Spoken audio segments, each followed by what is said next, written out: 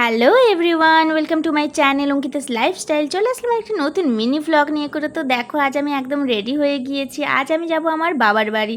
তো আমার বড়বাবু আমায় ছাড়তে যাচ্ছেন আমার বাবার বাড়ি। ও অফিস যাচ্ছিলো, ওই পথেই আমায় ছেড়ে দিয়ে আসছে। তো আজ আমি খুব হ্যাপি।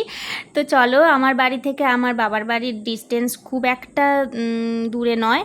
তো আমি আমার বাড়ি চলে এসেছি, আর আমার বড়বাবুকে দেখো আমায় ছেড়ে করে অফিস চলে গেল।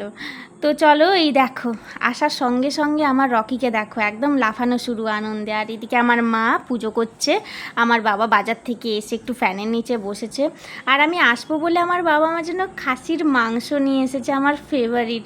আর মায়ের হাতের খাসির মাংস, ওফ, আমার তো সবথেকে প্রিয়। আর যা রান্নাটা হয়েছিল, বাপরে বাপ, দারুণ।